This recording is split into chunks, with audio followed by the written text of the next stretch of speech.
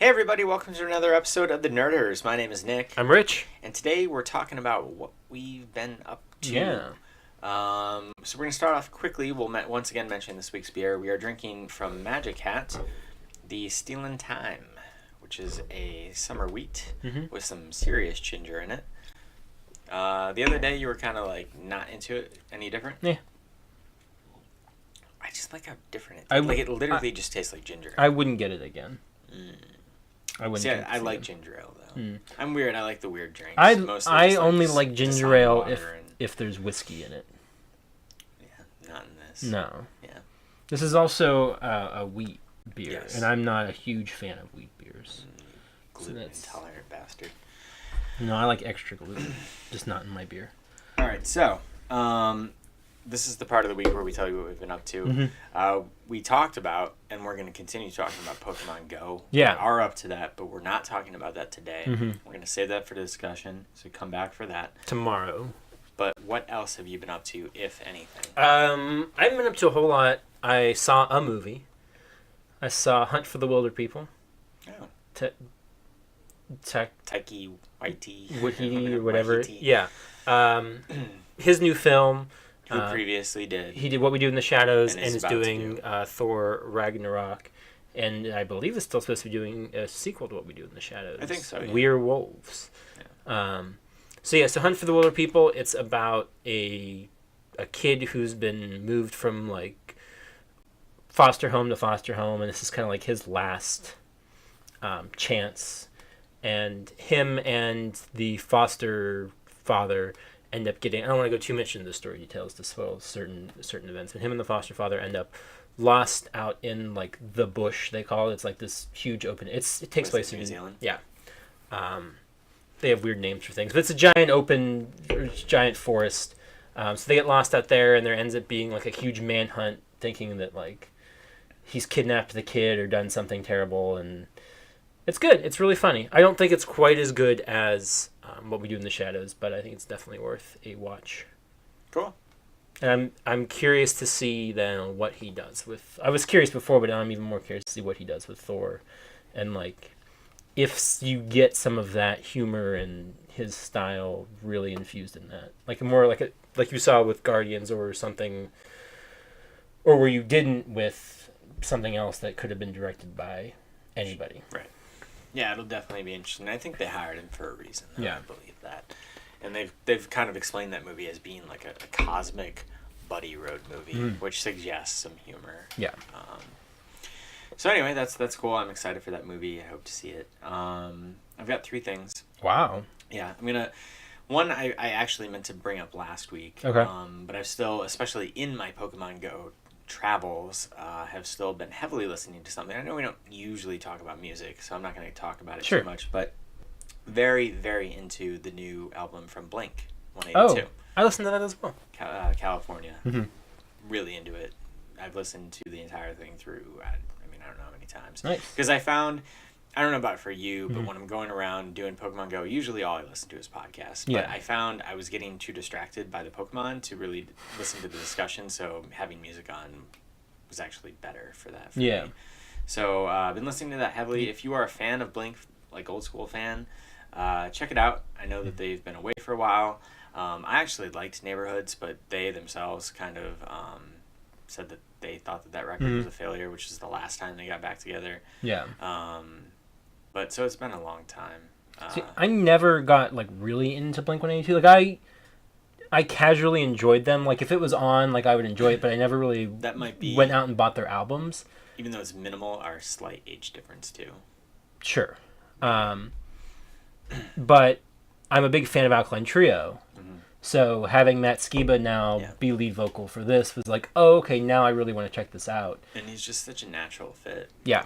I think he works really well. And I've since gone back and dug a little bit more into some of their older stuff. I mean, really almost, I don't know. I mean, I love almost all of their albums, but yeah, this one's really good. I really like it. It's fun. Yeah, so anyway, that was a brief mention of that. And then I wanted to talk about a game and a movie. Okay. So what would you like to hear? Let's hear about the movie first. The movie... No, it's not a movie. It's a show. I know I have 3 things. What is it? So a show or a game? Still a show? Still the show. All right, so I watched the first episode of the new HBO miniseries, The Night Of, which is... I haven't heard of this. It is a murder mystery. Okay. There were lots of promos during the Game of Thrones seasons for this. It's from Steve Zalian and... I can't remember his name, but he's an author who did a few episodes. He wrote some episodes of The Wire. He's a crime author. Oh, okay. And it stars John Turturro and some other people that you would know. The Night Of, it's called? The Night Of. Okay. There was a couple things just from seeing the promos that they had shown before Game of Thrones. I could tell that I was getting very serious Serial season 1 vibes to what the show would be. Mm-hmm. And then I started hearing some details. Steve Zalian is the Oscar winner who wrote and directed like Syriana. He's written a bunch of other movies. So I was getting very excited for this, and then I started hearing more details, like Robert Elswit was the DP on this, who's Paul Thomas Anderson's DP, did, There Will Be Blood, Boogie Nights, all of those, and I was like, that's a good sign. And so I was getting very excited for it, and then I sat down and watched it.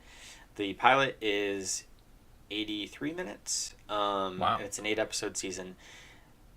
Like, no hyperbole, it was the best hour plus of television I've watched in I don't know how long. Wow. It was like this show is incredible. And that's coming off of what I think was a pretty high Game of Thrones. It was an awesome Game of Thrones season, but this was so riveting, so compelling. So basically, I don't want to talk too much, but it is very much like Serial. Okay. Okay. The lead character is a Muslim male. Mm-hmm. It's kind of unclear from the pilot if he is like a senior in high school or just out of high school, maybe college age. It's unclear. It could be either or. I don't think they ever really explicitly said.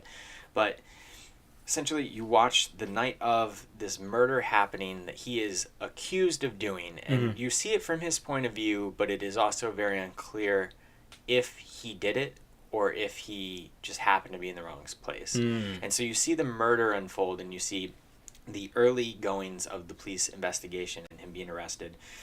Some crazy things happen. I won't spoil any of that here. And John Turturro is brought in at the end of it. He is the lead of the show. This was originally developed to be James Gandolfini.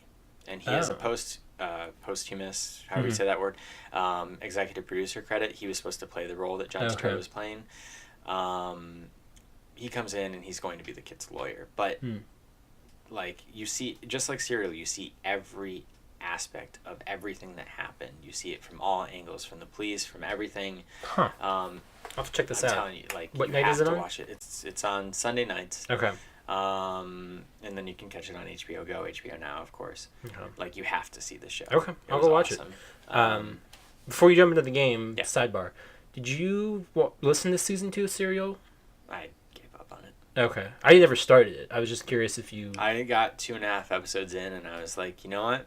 I have better things to do with my time. It just wasn't capturing me at all.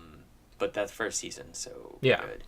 And, so this is definitely filling that. Cool. That The Night Of. Yes, check that out. It's awesome. Incredible. All right, and then the game, I talked about having started it 2 weeks ago, Inside, and I beat Inside. Okay, cool. And I wouldn't even want to tell you anything about this game. Okay, sure. Except for that it is incredible. Okay. And the places that this game goes, totally unexpected. And I've read some stuff on the game now. I've listened to some spoiler casts on the game. And everybody agrees that there is no way that you could see where this game's going, and where it goes is entirely compelling. But it is a beautiful game too. Cool. It's a breeze to play through. It's 3 hours. It's like Limbo. It's from Playdead, who made Limbo, where there are puzzles. It's not as hard as Limbo, but the puzzles should never really trip you up more than a few minutes. But it is a really incredible experience. And I've been hearing and listening to some think pieces on what the game means and what the entire journey of it means, what the ending means, and nobody can really wrap their head around it yet. But I have my own theory about what the entire game is about, but again, I don't want to talk about that now. Maybe once you play it. Well, I definitely want to play it. I'm hoping to get an Xbox in a couple months when that 1S comes out. But it's also on PC, so maybe I'll just break down and just go ahead and get it on PC, and then we can talk about it. You will not be disappointed. And what I would say is, if you don't do that, somehow just avoid where this game goes. Yeah, I've a couple podcasts I listen to will have had like spoiler section. Okay, now we're gonna talk it, so I've like avoided everything I could so far. And I think because of whatever happens in this game, a lot of outlets seem to be really good so far about, you know, being very clear about when they're going to talk about spoilers, or, you know, keeping spoilers out of their discussions. Yeah, for sure. But if you haven't played Inside, definitely check it out. It's totally worth it. It's only on Xbox One and then PC as well. So sorry, it'll be on PlayStation eventually. Yeah, I'm sure. Probably like a year or more. Yeah. Now. Check that out. If you have played it, tweet at me your thoughts, because I've got mine. I could let you know. And then that's really it. That's what I was up to. Cool. So. That's what we've been up to. What have you guys been up to? Have you watched or played any of the stuff that we've talked about? If you have, let us know in the comments below what you thought.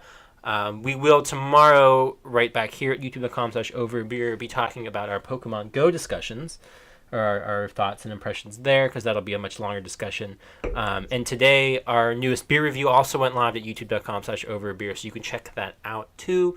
But if you want to tweet it, you can tweet at both of us. I'm on Twitter at Rich Belson. I'm at Stonks. The channel is on Twitter at OABeer_official, and you can find us on Facebook at facebook.com/overbeer. We're on Instagram at over_a_beer, where we just crossed 100 followers. Yay! And of course, like I said, youtube.com/overbeer for all our other video content. And then on Fridays at soundcloud.com/overbeer. And on iTunes, we have the Overbeer podcast, where myself, Nick, Dana, and some other guests sometimes talk about random off-topic bullshit conversations. So you can check that out there. And also, final plug here, the Orlando Weekly is running their Best of Orlando competition. So you should check that out at orlandoweekly.com. Under local color for best local podcast. We're not on the ballot, but you can do a write-in, so we're going to try to win by write-in. So you can check that out there and go vote for us. That would be awesome if you did that. But that will wrap things up for today. So until next time, drink up. Butter me up.